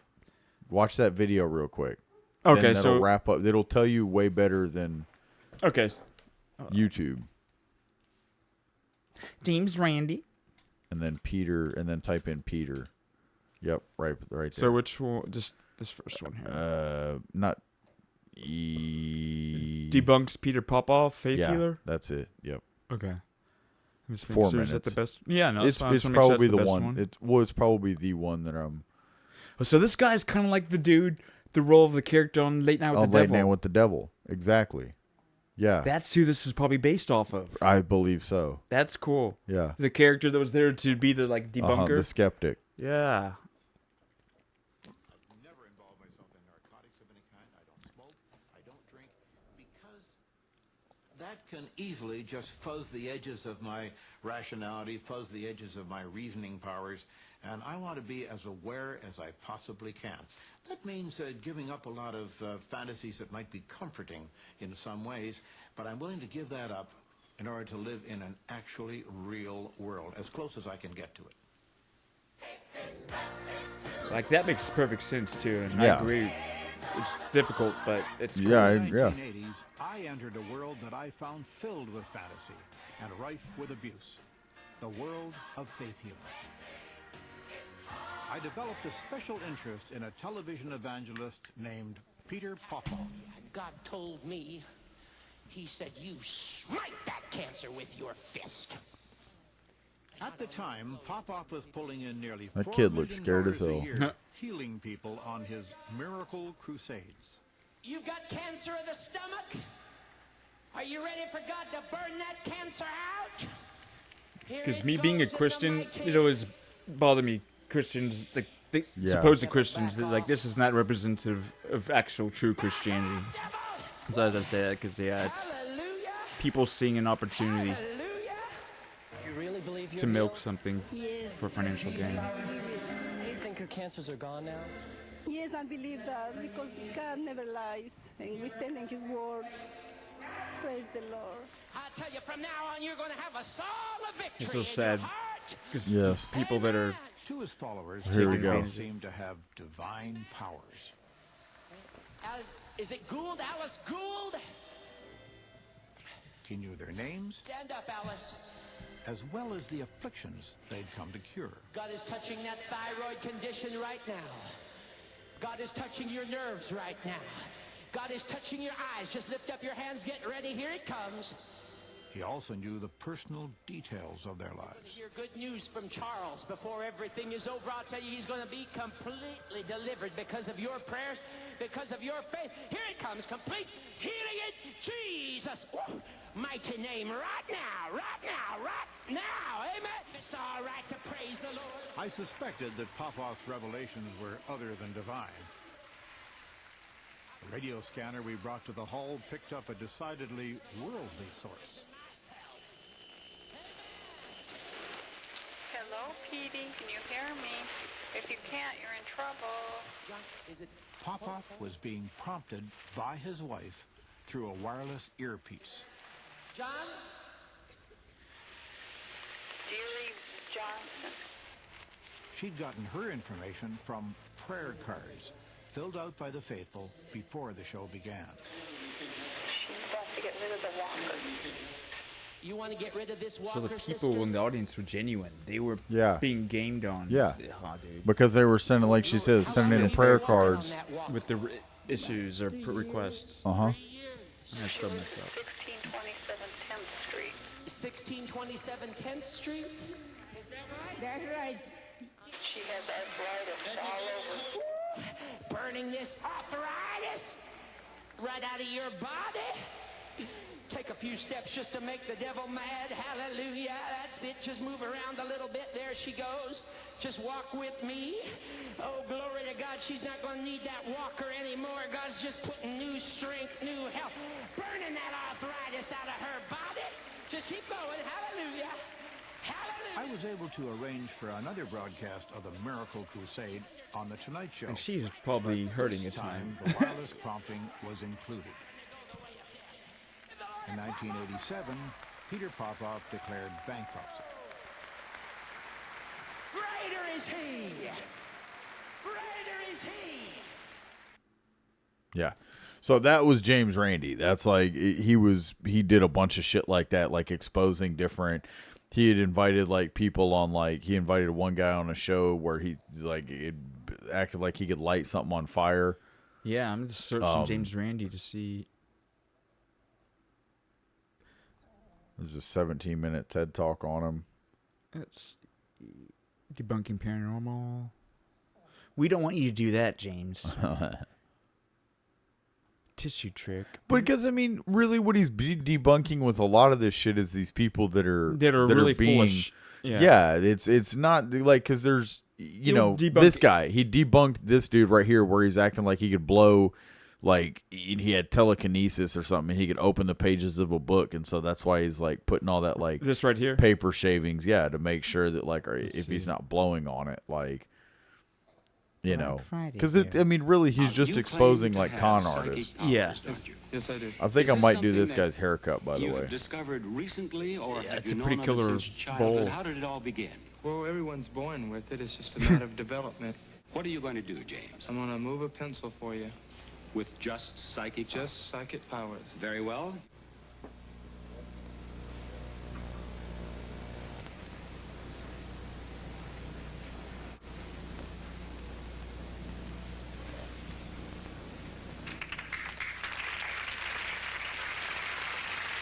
Poor guy's Is just it trying true that to you can be a also magician. Turn the pages of this telephone directory.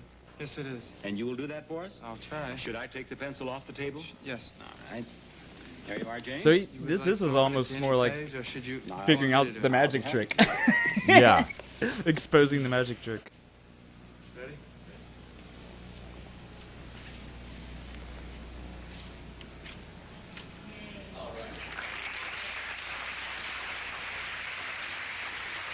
I'm curious to know the trick. I guess he's The going to tell us. amazing Randy maintains that you did not use psychic power, but that it was trickery.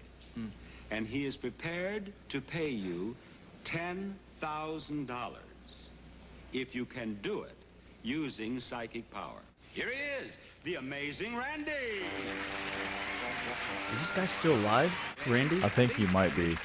Dude, he looks so old there. James' demonstration from back I know. How old is And do you accept that as a He's demonstration 200 of years psychic old. power, or do you believe that he used He's the trickery? amazing Randy.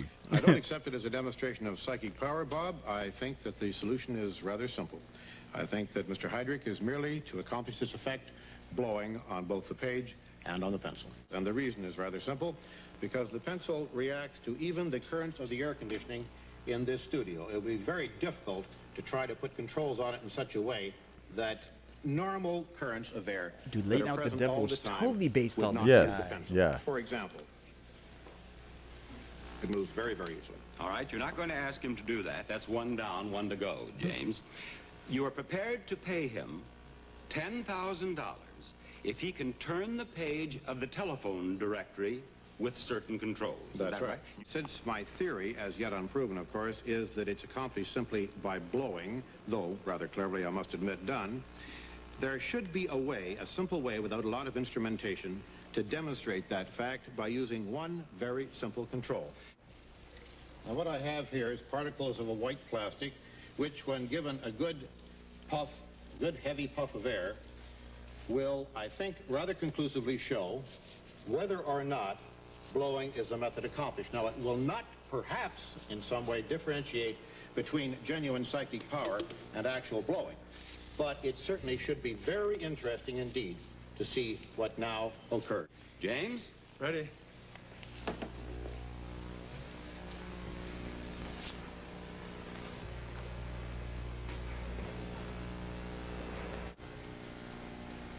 He's like, shit. I'm trying to figure out if I He's can like, you actually- blocked my EMF. Can I do this with is my fucking mind? EMF blocking He's like, paper. I can't blow. He's Yeah, just he put hoping the it fucking happens. James Randi put down EMF blocking paper, dude. Now, James, you had another question. Mm-hmm. What would you like to Okay. ask? The styrofoam and the lights form electricity which pulls the page. Look.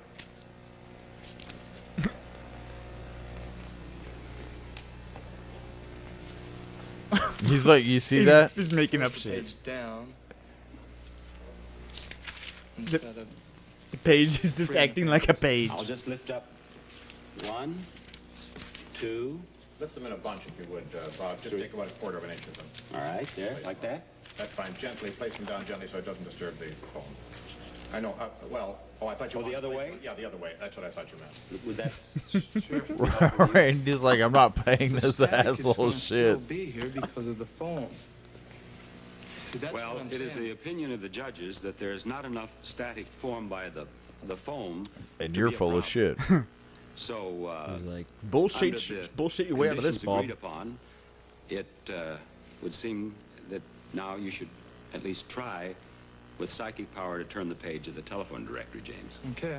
All right, I guess I'll stand here and stare at this for 30 seconds until He's you like, try. man. Look, He's like, it's the he knows his electricity. jig You is guys, fun. you guys don't understand. He's I like- do. You just scared the shit out of the bugs. It's not going to turn for you? No, it isn't. This isn't a magician's trick. I can't just come up, bang, bang, and it's over. I have to be to where I can work with something small and then big, to build up my own self. James has not won the $10,000 with this demonstration. So it seems. Now, you've heard what James's explanation is. Do you have any comment to make on that? Bullshit. Bob, the comment very briefly is that I have gone through many hundreds of these tests with many hundreds of people who claim to have psychic powers. And quite frankly, it's more or less the same story every time. When a simple, direct, very uncomplicated protocol is used and the control is applied, the psychic forces don't seem to be present, if indeed they are ever present at all. Yeah, there you go. Yeah. This just like ran around like debunking people that were trying to be snake oil salesmen. Yeah. It's like, I like it and I don't like it. Yeah. It's one of those things. I like it definitely when he debunks faith healers and people that Yeah. are. But a guy, if he's on the street doing a magic trick, you know, it's basically like a magic trick in my mind. Yeah, well, that's the thing is that but that guy wasn't claiming to be a magician. Right, that guy but his angle was that he was doing that it. he He's had actually psychic doing power, where he doesn't go and debunk Yeah. magicians because magicians, he knows that a magician it. like So that guy would be better off if he just changed his stick to saying. yeah, he wouldn't. But have then had it'd a be a problem with one-trick him. pony. He wouldn't have had a problem with him. He was trying to appear as some like He's a kid who powerful, figured out how to blow air and rode Yeah. that as long as he could. Yeah, and saying it he's- was his He mind. could have just had he just like been a He's magician, like- James Randi would have never. Because that's the thing, he didn't just go after fucking magicians. Yeah. They're all over the place. He went after people that this- were claiming that like, oh no, Yeah, I'm metaphysical special. kind I'm of special. power, Where a yeah. magician's like, no, Yeah. yes, of course it's a trick. You got to figure it out. I'm not gonna tell you. How I did it. I the kid deceived would have you. been better off that, but then he's not. No. He just figured out how to blow. Yeah, That's what I'm saying. He's like, I gotta get a job now. He's like, this is fucking bullshit. man." He's like, thanks, Randy. He's like, now I got to get a new haircut. Damn you, James Randi. think he's still alive. Damn you. Yeah, he looks like he's still alive, and he looks Well, old. it's funny in the video. I know. That was that time where you could tell he wasn't as old Yeah. as he made himself look. Or he just Yeah, had he the was probably beard, like but- 40. Yeah, he was like 30. That Yeah, white like- beard just it's like, puffed dude, out. He was probably like 37. Yeah, dude, that's awesome. But yeah, We'll have man, to so- dig in. But yeah, man. Well, I think we've had a good time. We have. Yeah, so like we said, new things are coming. Thank you guys for being with us. You've been with us for over a year now. Yeah. It's been a cool year. Or else and maybe you're just joining us, and you know now if you are just joining us, hey man, we look forward to there's having a a whole year's year worth with of content you can go back Yeah. and see.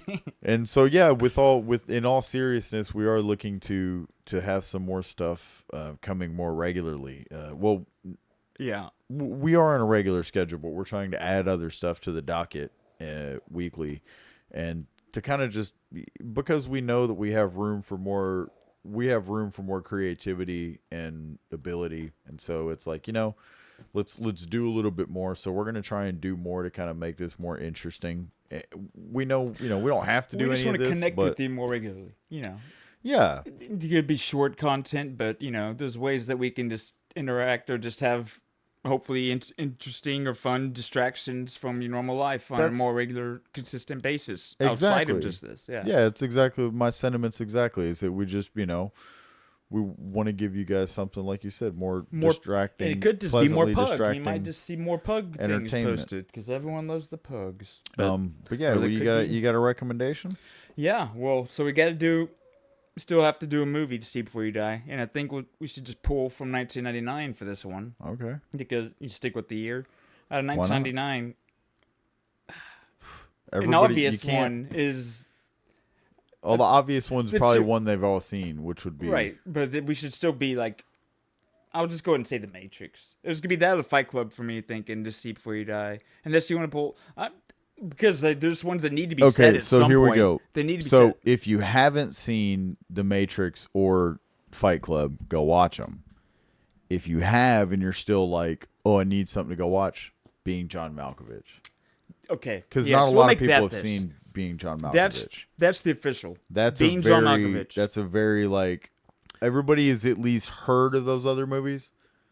And I know for some people, when you've heard of movies and like you don't even have to, you feel like I don't even need to see it at some point, just Yeah. because I've heard about it so much. It's like, do I even need to watch it?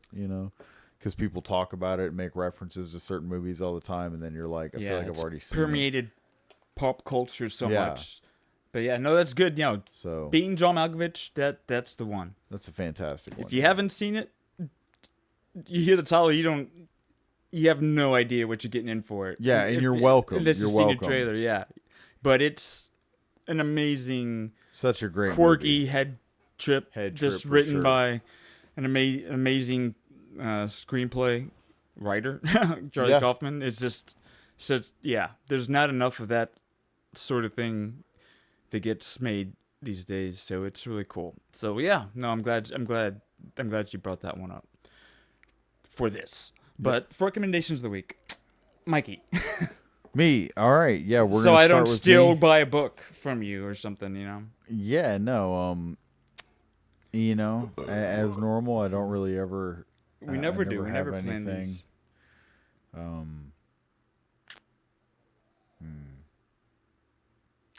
We're both thinking. I just tried to buy I got myself it. more time, and I'm buying myself a lot, but I'm not even thinking of anything. Recommendations of the week. There's nothing wrong with taking our time and just sitting here. Recommendations of the week. I got mine. Go ahead. Casually just sing things to yourself. Make up melodies. Okay. Just if people a do it melody. naturally, Check, or check, it's like when check, you walk check into out a my room melody. and there's people that they just whistle. There's be about the self whistling, whistling and humming, that sort of thing. If you don't do it, give it a spin.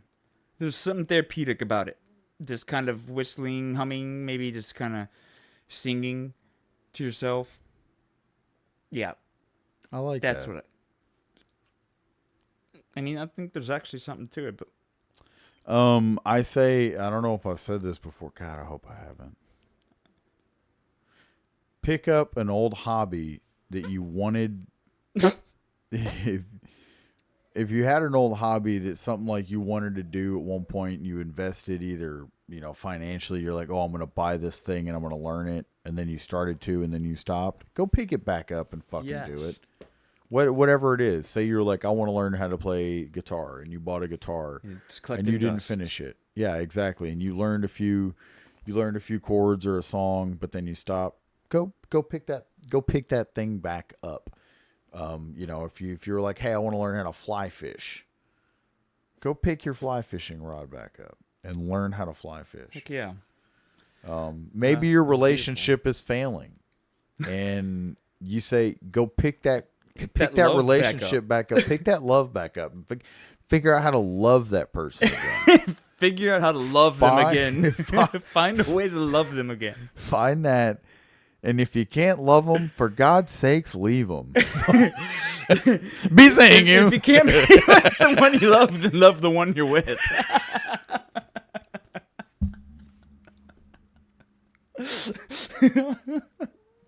Be saying you.